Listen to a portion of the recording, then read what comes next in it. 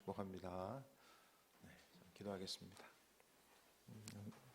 하나님의 사랑에 감사합니다. 말씀이 마음속에 새겨지게 하시고 주신 말씀을 가지고 또 한 주간 승리하는 삶으로 함께하여 주옵소서. 이 모든 것이 다 주님의 은혜입니다. 영광 받으시고 새 일을 이루시옵소서. 예수님의 이름으로 기도드립니다. 아멘.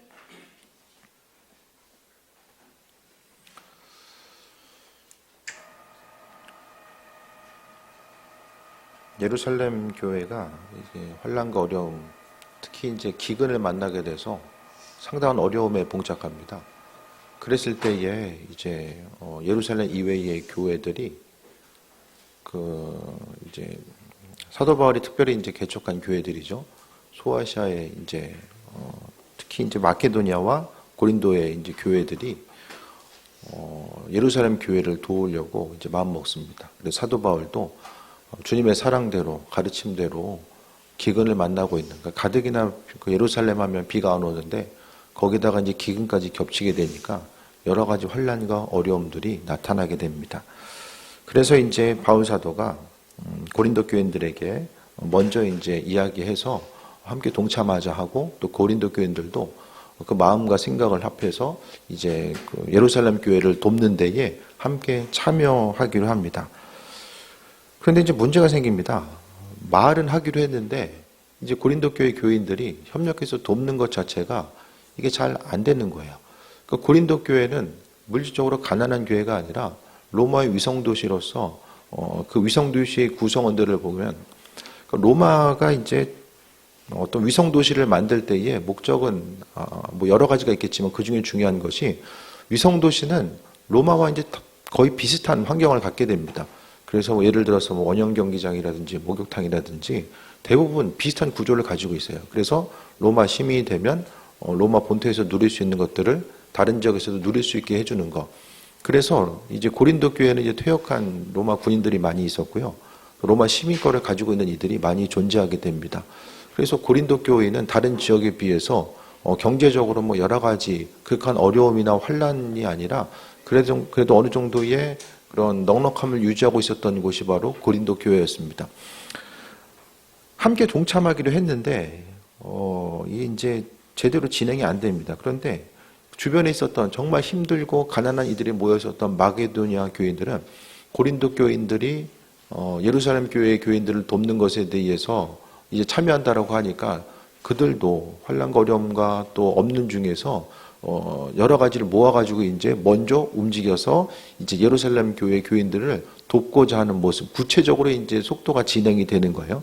그랬을 때에 오늘 본문 자체는요, 사도 바울이 이제 고린도 교인들을 향해서 또 사람을 보내서 이제 함께 참여할 것에 대해서 독려하면서 오늘 서신 가운데서 왜 예물을 드리는 것이 중요한 것인가, 또 어떤 마음의 중심을 가지고 참여하는 것이 중요한 것인가를 오늘 본문 가운데, 배경 가운데 말씀하고 있습니다.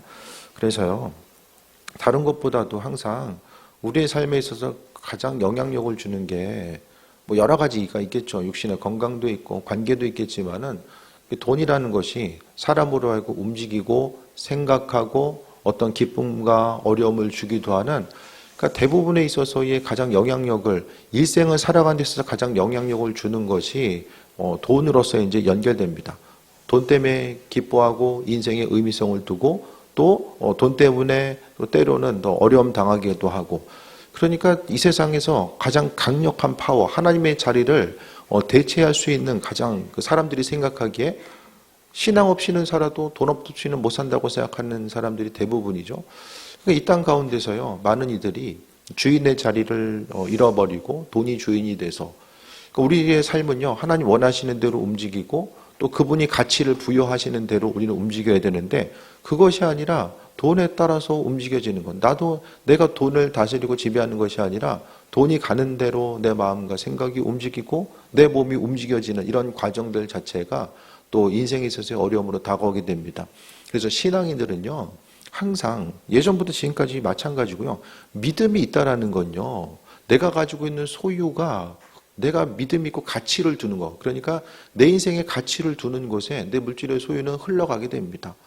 잘 생각을 해보세요. 내가 대부분의 돈을 사용하는 것은 내가 가치를 두는 것이에요. 그래서 뭐 나 자신에게 가치를 두고 내 인생의 기쁨을 통해서 내 인생의 기쁨에 가치를 두는 이들은 계속 그쪽에 이제 돈을 흘려보내고요. 또 뭐 관계의 중심을 두는 사람들은 그쪽으로 흘려보내죠. 그래서요. 그러니까 다른 것보다도 내 인생에 있어서의 돈에 사용되는 부분이요. 바로 내 삶에 있어서 가치를 두는 부분, 특히 이제 신앙인에게 있어서의 믿음의 부분이 거기 있어요. 그래서 뭐 동의하지 않을 분도 있을지 모르겠지만은 재정이 흘러가는 만큼이 바로 내 믿음의 분량입니다. 어떤 뭐 금액이 많고 적음을 떠나서 내 인생에 있어서의 어느 정도의 분량을, 그러니까 퍼센테이지 개념으로 이야기하죠. 예수님께서는요. 얼마나 뭐 작은 금액이라도 많이 가지고 있는 사람에게는 작은 것이지만은 없는 사람에게서는 큰 금액일 수 있거든요. 그러니까 하나님께서는 그 마음의 중심, 또 내가 가지고 있는 믿음의 분량은요, 하나님 원하시는 대로 흘러갈 수밖에 없다라는 거예요. 그래서 우리가 아는 것처럼 주를 향해서 헌신하고 주변을 향해서 흘려보내는 것도요, 교회에서 헌금하라고 해서 하는 시대가 아니라 헌금은요, 자연스럽게 내가 하고 싶으면 하는 거예요. 그럼 어떤 사람이 헌금도 하고 싶냐? 내 마음속에 있어서 주님을 사랑하는 마음, 또 마음속에 주님께서 허락하신 은혜와 감사가 있는 사람은요, 최선을 다해서 헌신하고 주님께 흘려보내고 싶은 마음이 있는 거죠.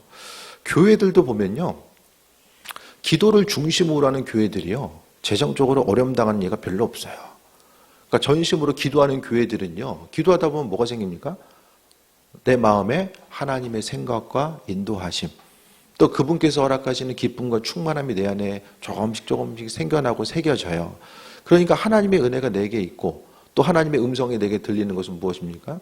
주변 사람들 향해서 돌보아 주라는 마음, 또 우리가 행해야 될 바가 무엇인지를 알고 주님의 음성에 기울이다 보면요, 내 인생에 있어서의 또 이 균형이 맞춰져요. 우리 인생은 끊임없이 가지고 움켜쥐고 내 인생으로 주변에 있는 것들이 흘려오는 것을 원하거든요. 근데 흘려보냄을 통해서 인생의 균형이 맞춰지게 됩니다.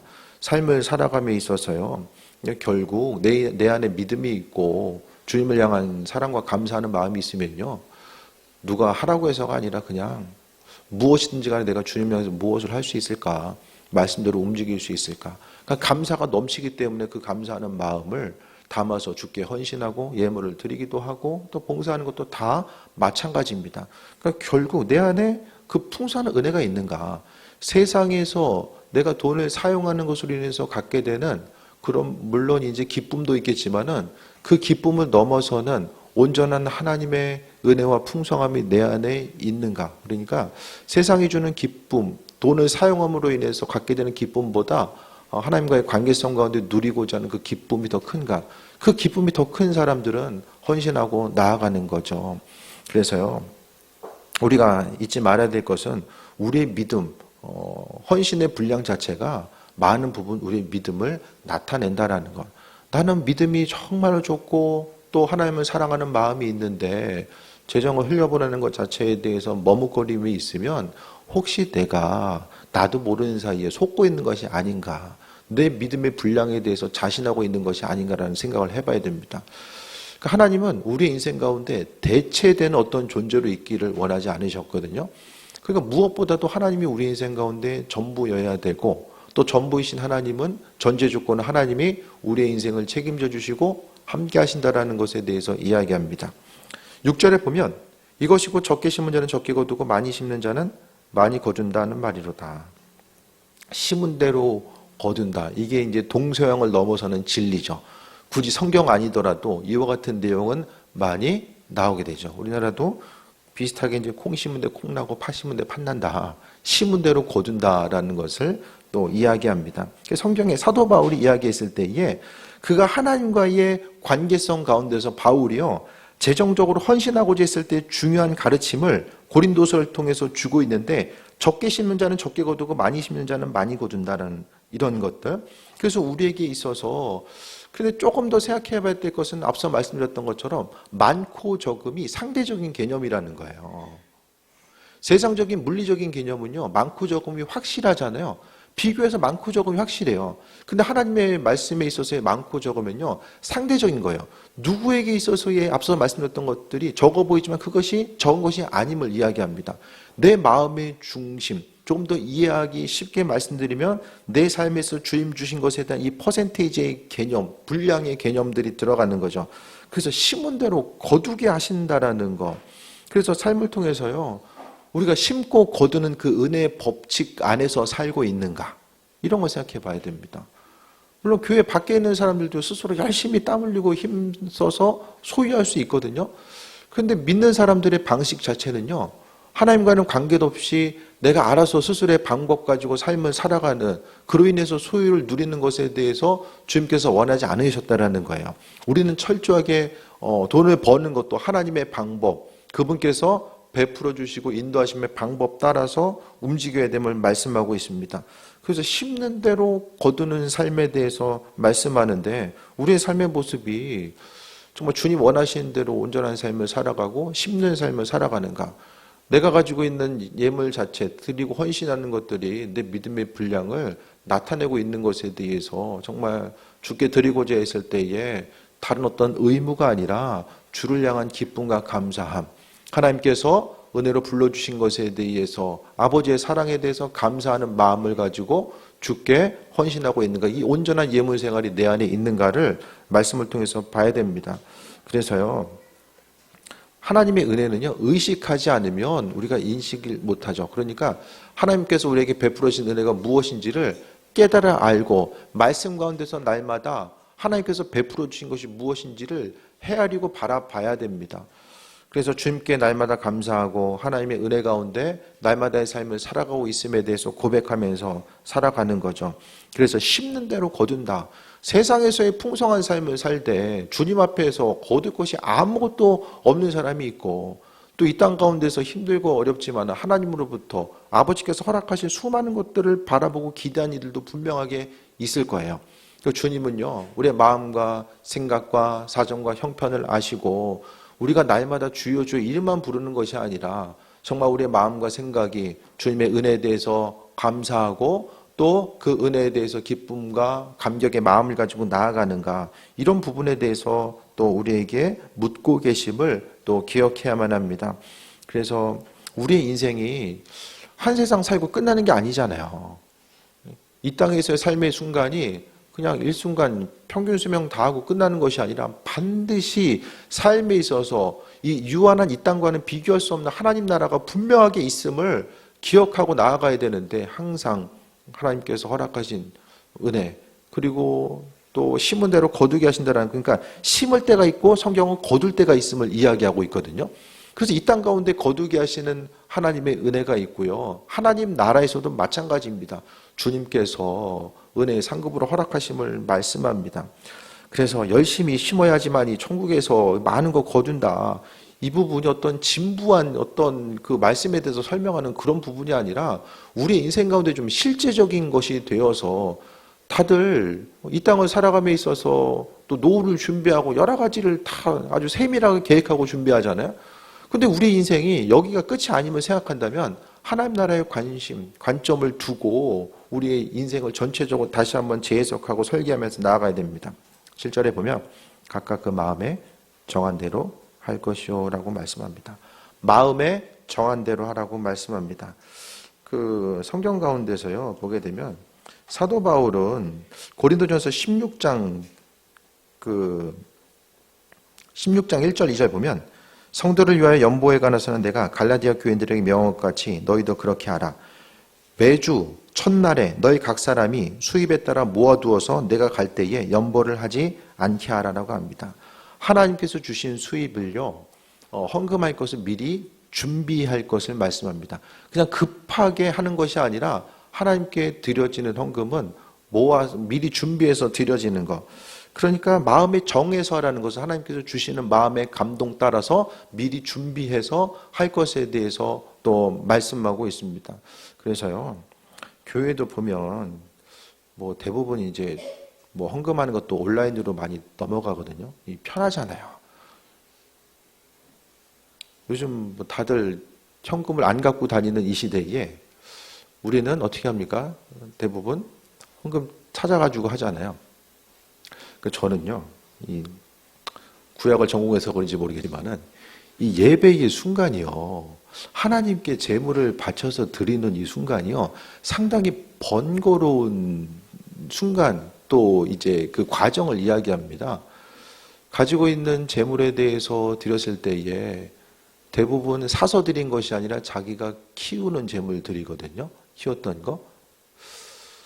키운 거를 잡고자 했을 때에, 예를 들어서 번제로 드렸을 때에 자신의 죄 때문에 드려지는 번제는, 이게 내 죄 때문에 이 대신 내가 키우고 있는 양과 소가 죽는구나. 또 때로는 내가 키우고 있다라는 것은 소중한 걸 이야기하거든요. 그 소중한 것을 하나님께 드리고자 했을 때에 그 마음에 있어서의 어떤 진심에서 우러나는 부분이 있었을 것이고요. 드리는 것 자체가 그냥 제사장한테 소나 양 그냥 갖다 주고 끝난 게 아니에요. 그 안에서 내장을 빼내고 다 다듬어가지고 번제단에 올라지고 태워질 때까지 그 순간을 많은 부분 함께 했을 것입니다. 그래서요, 제물로서 드려지는 과정 가운데 무슨 생각했을까요? 핸드폰 하고 있지는 않았을 거예요. 하면서 예물 드려지면서 그 순간 하나님과 나와의 관계성에 대해서 돌아보고 나아가는 거죠. 그래서 뭐 은행에 갔다 와서 현금 갔다 와야 되잖아요. 그 은행이든 뭐 ATM기를 이용하든지 간에 현금을 찾아와야 되는 이런 순간. 그러니까 뭔가 이제 돈으로 대치되는 것도 많은 부분 이제 대치된 상황인데 그것을 찾고 미리미리 준비해서 주님께 드려지는 과정들 또한 그냥 하나의 그냥 번잡하고 그냥 하나의 번거로운 과정이 아니라 그 순간 또한 하나님께서 나에게 소득을 허락해 주신 것에 대해서 다시 한번 기뻐하고 감사하고 주님께 드릴 수 있음이 은혜라는 것. 그러니까 저 같아도 보면은 이렇게 숫자만 이렇게 딱 빠져나가는 거, 그것이 아니라 뭔가 준비돼서 구별돼서 드리는 것 자체가 마음이 있어서 하나님의 은혜를 다시 한번 생각해보고 돌아보게 되는 이런 계기가 되지 않나 생각하게 됩니다. 그래서 마음에 정한 대로 해라. 그 마음에 정하는 건요, 내가 정하는 것이 아니라 하나님께서 그 마음에 감동을 주시는 거예요. 주님께 집중하다 보면 하나님께서 마음에 감동 주시는 것은 아버지께서 축복의 내용도 있지만 때로는 그분의 허락하신 마음의 감동이 내 인생 가운데 부담과 어려움, 행하기에 부담과 어려움으로 다가올 수도 있거든요. 하지만 그렇다라고 할지라도 우리가 주님께 물어보고 하나님께서 주시는 대로 미리미리 준비해서, 그래서 예물을 드림에 있어서도요, 정해진 시간에 또 11조 예물을 드리고 다른 예물을 드림에 있어서도 정해진 시간을 담아서 정해진 시간에 드리는 것도 물론 중요합니다. 그러니까 내가 그만큼 드려지는 시간에 신경을 쓰고 있어야 되잖아요. 마음을 정해서 미리미리 구별해서 드리는 건요, 금액보다 하나님 우리 마음의 중심을 보고 계신다라는 거예요. 이 시대 가운데서도요, 항상 하나님은요, 그냥 헌금 해라 안 해라 이것이 문제가 아니라 지금 예물이라는 건요, 하나님을 향한 우리의 마음을 표현할 수 있는 아주 중요한 수단 중에 하나이기 때문에 이렇게 또 말씀드리는 거예요. 저도 뭐 헌금 할 사람은 또 알아서 하고, 근데 중요한 것은 왜 예물을 우리가 드려야 되는가? 이 먹고 살기 힘든 시대 가운데서도 우리가 왜 예물을 구별해서 하나님께 드려야 되는가? 이런 부분을 나누고자 했을 때에 힘들고 어려운 가운데 드리는 누군가 있어서는 위로가 되고 용기가 되고 또 마음에 다시 한번 결단하고 나아가는, 이 습관적으로 반복해서 드릴 수 있는 이런 예물이 우리의 마음과 생각을 하나님께 드릴 수 있는 아주 중요한 표현 방법임을 말씀하고 있습니다. 여러분 관계도 그렇지 않으세요? 돈이 주고감을 통해서 상대방의 마음이 무엇인지 알지 않으세요? 축의금도 낸 만큼 반드시 받아야 되잖아요. 좀 적으면 나를 향한 마음이 이 정도야? 뭐 이렇게 판단하잖아요. 하나님은 우리를 액수로 판단하신 것이 아니라 우리의 마음 가운데 있어서의 내가 감당할 수 있는 부분, 그 마음의 퍼센테이지를 쉽게 말씀드리면 보신다라는 거예요. 이 재정적인, 저는 1년에 2번은 전후반기에 무조건 그 예물 드리는 설교는 의도적으로, 의식적으로 하려고 해요. 왜냐? 다들 안 하려고 하잖아요. 교회에서도 보면 이 헌금 설교 잘 안 하잖아요. 주일 성수와 지난번에 말씀드렸던 것처럼 뭐 헌금 드리는 것 설교는 점점 찾아보기 힘들어요. 기독교 방송에서도 듣기가 점점 힘들어지실 거예요. 그러니까 서로 이제 부담 주는 내용은 안 하고 안 들으려고 하니까 시대의 풍조가 점점 그렇게 흘러가는 거죠. 하지만요, 주님을 향해서 우리가 생각해 봐야 돼. 그래서 마음의 중심. 그러니까 내 믿음과 주를 향한 헌신은요, 이게 하나로 이어집니다. 믿음이 있는데 드리는 데서 머뭇거리고 이것은 뭔가 가짜예요, 그거는. 그 하나님 허락하신 은혜 가운데 우리가 주신 대로 섬기고 나아가는 것. 그러면서 마음을 우리가 주께 드리고자 했을 때에 정한 대로 해라. 미리 준비해서 정한 대로 할 것에 대해서 좀 어려움이 있다라고 할지라도 좀 분주하고 번잡한 과정이 있다라고 할지라도 정한 대로 준비해서 할 것을 말씀하고 있고요. 무엇보다도 인색함으로나 억지로 하지 말지니. 그래서 설교 드릴 때마다 이거 세금을 띄고 해야 되냐 말아야 되냐. 네? 알려드릴 게 오세요, 궁금하면. 네? 그리고 억지로 하지 말지니. 헌금은 억지로 하면 안 됩니다. 인색함으로는 억지로 하면 안 됩니다. 네. 인색하면 억지로 하면은 한 것도 아니고 쉽게 말씀드리면 안 한 것도 아니에요. 나는 한 건데 그 중요한 건 우리 예배든 예물이든요. 받는 분이 중요하거든요. 아, 나는 드렸어. 나는 뭐 이 정도면 됐지. 이게 생각이 이런 게 중요한 것이 아니라 그 구약 신구약에 있어서의 핵심적인 내용은 언젠가도 말씀드렸던 것처럼 헬라 사상은요. 다양성을 이야기해요. 다양성. 이거일 수도 있고 저거일 수도 있고 사람의 생각이 다양하고 그래서 이제 그리스나 로마의 신들은 아주 많잖아요.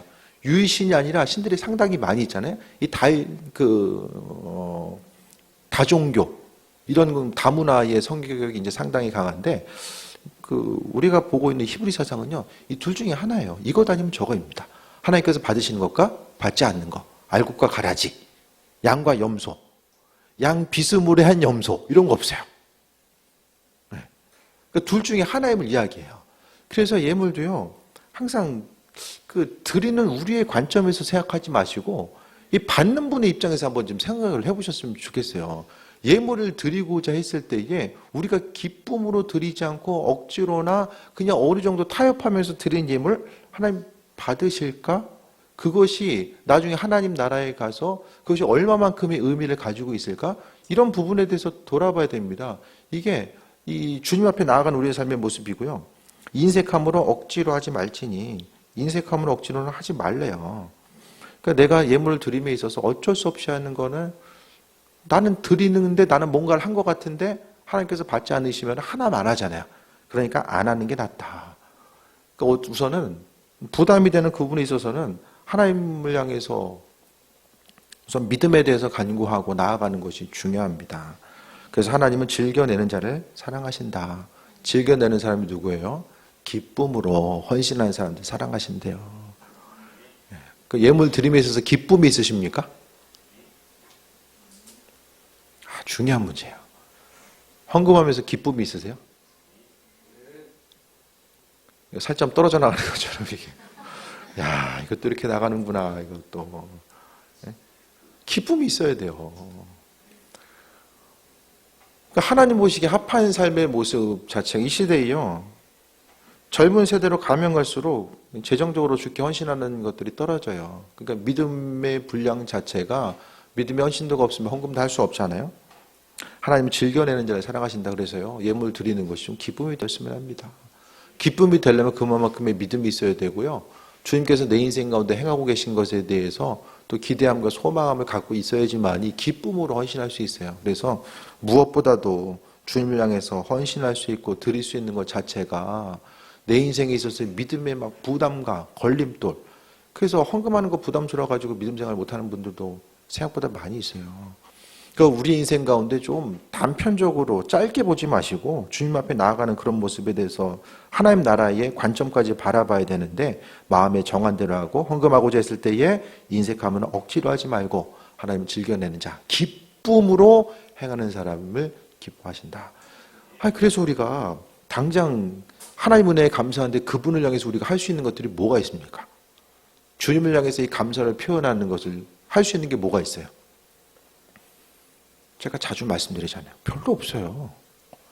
주를 향해서 우리가 할 수 있는 게 별로 없다니까요. 뭘 하실 거예요? 예? 할 수 있는 게 별로 없어요. 그 유하는 것 가운데서 정말 주님께서 주신 대로 헌신하고 나아가는 것 자체가 하나의 방편인 거죠.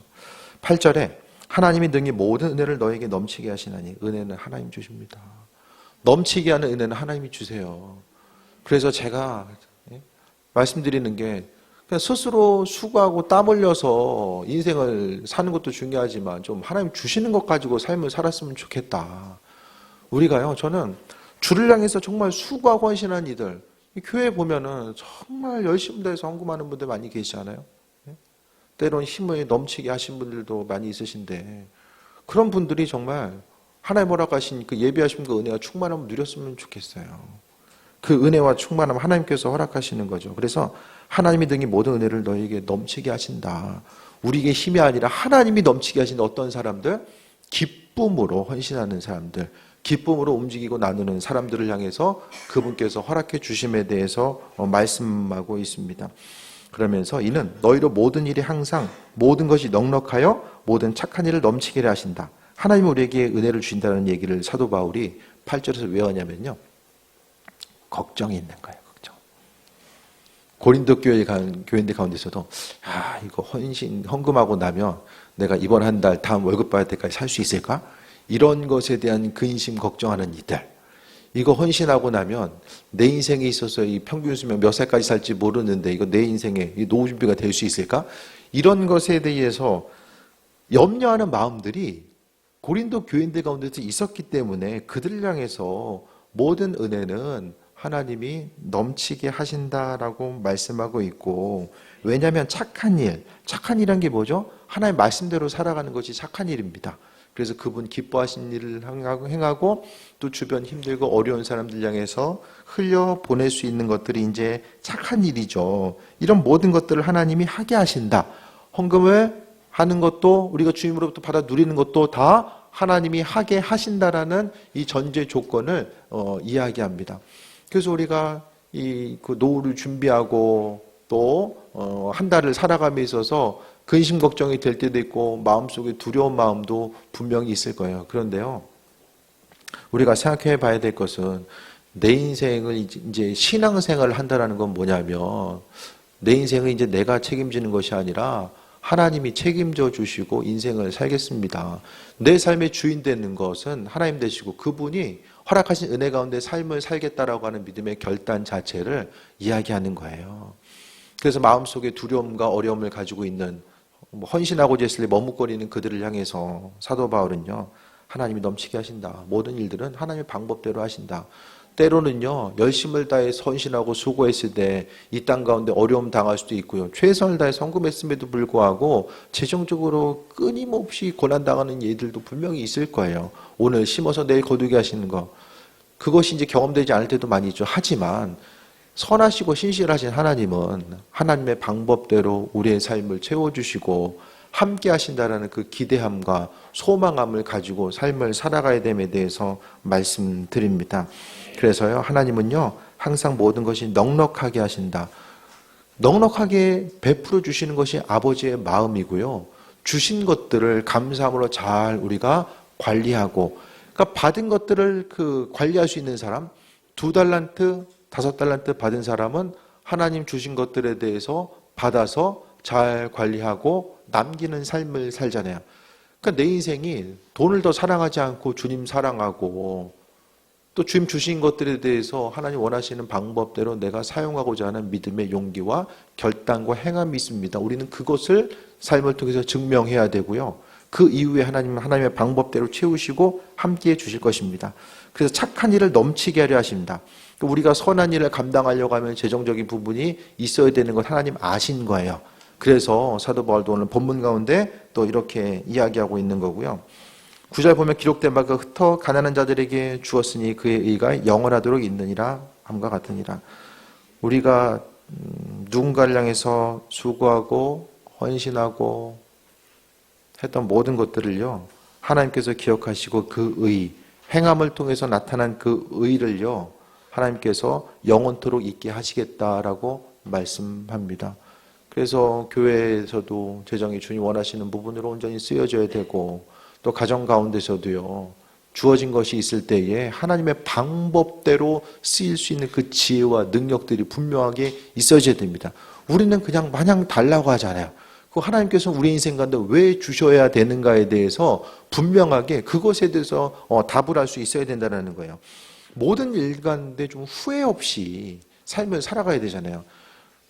각자 하루하루 바쁘시겠지만은 내 인생의 마지막 때, 또 영혼의 때라고 성경이 이야기하잖아요. 그리고 주님 만날 때에 대해서 항상 우리는 마음의 준비를 하면서 가야 됩니다. 교회 가운데서도요, 또 목회하면서도 항상 이 후회 없이 살아야 되는데, 목회의 과정, 직임도 후회 없이 감당해야 되는데, 재정을 사용함에 있어서도 교회에 있어서 아주 중요한 부분인데, 그래서 어떻게 사용하는 것이 하나님의 마음이 합한 것이고, 또 무엇보다도 우리가요, 주님 원하시는 대로 교회도 그렇고 개인적으로도 그렇고 하나님 보시기에 부끄럼 당하지 않는 삶, 또 돈도 사랑하다고 왔구나. 나는 나름대로, 그래서 지난주에 말씀드렸던 것이 우리 요절의 말씀처럼 나더러 주여자는 자마다 다 하나님 나라에 들어갈 것이 아니라고 말씀하는 거. 내 헌신을 주님께서 받으셔야 되는데, 주님께서 받으시는 헌신은 뭐예요? 흩어서, 있는 것을 흩어서 가난한 자들에게 주는 것 자체가 그 이는 영원토록 있다. 하나님 기억하시고 하나님 결코 잊지 않으시겠다라고 말씀하는 거예요. 그래서 우리가 재물을 사용하는 것 자체가 예전부터 지금까지 우리의 믿음을 증명하고 이것을 사용함으로 인해서 하나님께서 허락하신 은혜와 축복을 누릴 수 있는 중요한 수단이 됩니다. 그게 아니라 근시안적으로 보면은 이 땅에서의 살 것에 대해서만 생각하고 돈이 주는 순간적인 잠깐 주는 기쁨, 돈을 사용하면 순간적인 기쁨이 있잖아요. 잠깐의 기쁨에 우리가 취해서 그 기쁨 가운데만 머물러 있게 된다면 하나님 앞에서는 정말로 가난한 자, 인색한 자가 될 수밖에 없다라는 거예요. 오늘 본문의 말씀을 통해서 무엇보다도 하나님 앞에 헌신된 자로서 하나님이 모든 은혜를 넉넉하게 허락해 주시는 것들에 대해서 감당하고 그 기쁨을 누리는 것. 그러니까 무엇보다도 우리가 수고하고 땀 흘리는 것도 있겠지만은 하나님께서 주시는 것들을 어떻게 누리면서 삶을 살아갈 것인가. 우리의 믿음 생활이 어떻게 주님 보시기에 합한 것이 되고 우리가 수고하고 땀 흘려 드리는 것을 하나님께서 기뻐 받으시는 것이 되어야 되는데 어떻게 주님이 원하시는 기쁨이 되는 그 예물로서 드려질 수 있을까. 이런 부분에 대해서 돌아봐야 되는 것이고, 그 중심에는 인색함이나 억지로가 아니라 기쁨으로 하는 것. 그래서 교회에 와서 그러니까 우리 신앙생활과 연결된 모든 것들은 다 기쁨과 연결되어야 됩니다. 찬양하는 것도 기쁘고. 종교개혁 이전에는요, 평신도는 교회에서 그 성당에서 찬양 못했어요. 종교개혁 이전에는 사제들만 했어요. 종교개혁 이후로 이게 가능한 거예요. 성경도 비싸서 못 읽었다고 말씀드렸죠. 글도 모르고 라틴어 모르니까 못 읽는 거예요. 번역은 안 해요. 번역하다가 수많은 사람이 죽어요. 이 신성한 하나님의 성경을 어디 평민들이 지금 읽고 있냐. 네? 말씀 읽을 수 있는 것도 다 하나님의 은혜인 거죠. 그래서요, 모든 것이 다 말씀 읽는 것도, 예배하는 것도, 찬양하는 것도, 예물 드리는 것도 다 좀 기쁨으로 해야 주님 받으신다. 네? 그래서 이왕 하는 거, 주님 기뻐 받으실 만한 것들을 우리가 해야 되잖아요. 주님께 헌신하고 수고하고 나아감에 있어서 내가 기쁨으로 해야지만이 아버지께서도 기쁨으로 받으신다라는 거, 주님께서는요, 우리가 행한 것에 대해서 기억하신다라는 거. 그래서 그의 의가 영원토록 있는다. 주님 주시는 것들을 온전하게 사용함으로 인해서 그 의가 영원토록 있게 된다라는 아버지의 말씀, 그 음성에 대해서 다시 한번 기억하시고, 예물 드림이 습관적으로 반복되거나 또 부담과 어려움이 아니라 또 드리는 것 때문에 내 믿음 생활에 걸림돌이 아니라 기쁨으로 드리고 하나님께 주실 것에 대한 소망과 기대함 가지고 나아가고, 내 인생의 모든 것들 하나님께서 그 예비하심과 온전한 설계도가 있으셔서, 우리 창조하신 분이 그분이잖아요. 그래서 그분의 음성 따라서 인도함 받고, 정말 힘들고 어려운 시기 계속해서 막 경제적으로 경기 침체에 대한 소식이 들려지잖아요. 그 어려움 가운데서도요, 하나님은 하나님의 백성들을 책임져 주시고 함께 하셨던 것처럼 우리의 삶의 여정 가운데서도 하나님의 방법대로 책임져 주시고 함께 할 줄 믿습니다. 그래서 하나님의 계산법이 분명하게 있음을 기억하고 말씀의 인도하심 가운데 승리한 삶 되시기를 축원드립니다.